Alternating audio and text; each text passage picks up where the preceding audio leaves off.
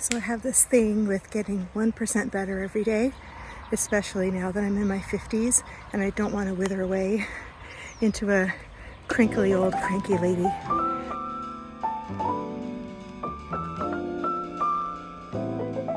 See that hill behind me? That's a hike that's about 3 or 4 miles. No, I'm not going to do the whole thing, but I do want to challenge myself to at least walk up the hill for part of the way and then walk back down. The harder part for me is the walking down, because I'm always afraid I'm going to trip and fall. I don't know where that fear came from, but it's there. So here I go.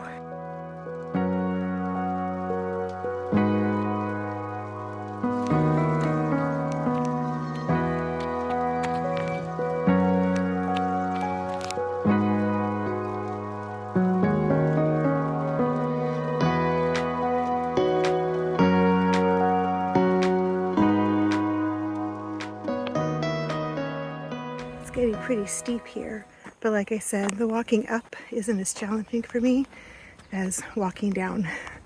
I'm keeping my footing. So this part here is just cardiovascular strength building.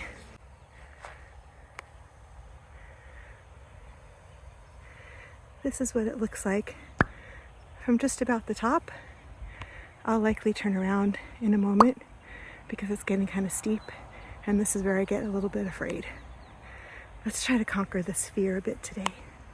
I got to a spot that's flat, and I don't think I'm going to go any higher, because if you look there, it gets pretty steep, and as I said, I'm not concerned about the up, I'm concerned about the down. So I'm just taking a break right here, not because I'm winded, just because I'm trying to get myself geared up for walking back down, which is the part that always kind of freaks me out a bit. I think what happened, if I think back to about 15 years ago, I was on a hike with my family in a place that generally seemed like an easy hike, but then we came upon this part where there were really jagged rocks, and they were like big steps to get up onto each rock or down from each rock.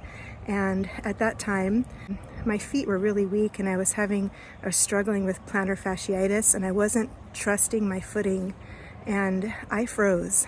I couldn't take another step, and I made my whole family wait for me, and my husband, who was my boyfriend at the time, had to like literally help me down off each rock, and it was terrifying.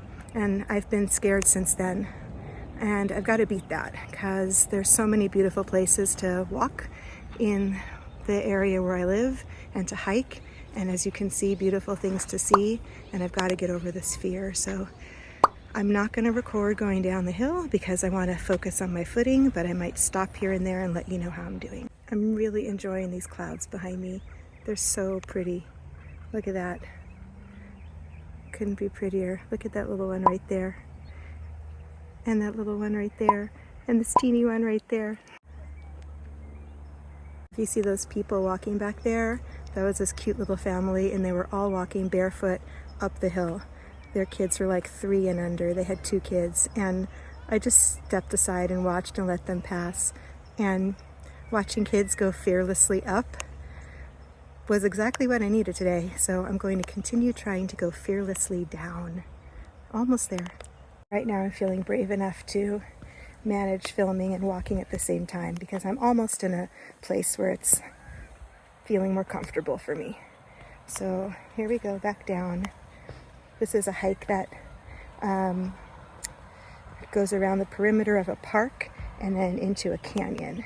My son has taken this hike, the longer version of it, before. I've never done it. Maybe one day. Sure, you're welcome. Maybe one day I will. I will definitely not be doing that ever. There's this beautiful field of yellow flowers and people at the bottom of the hill playing with their dogs. But look how pretty this is.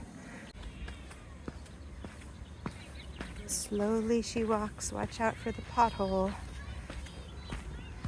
Okay, I'm almost there. Just got to get there. I did it. I made it back to the bottom. I'm safe. I'm gonna do it again another day. Yay me! So I'm back on solid ground. Yay me! Literally on the concrete with the cars driving by. It's a totally different environment. Yes, I know I need to get a mic and I'll do that soon, but that's not what this video is about. That's from my other series. This video is about meeting challenges and being inspired to do so. And I want to tell you who inspired me to do this hard thing today. So as a small and growing content creator, I tend to watch other small and growing content creators.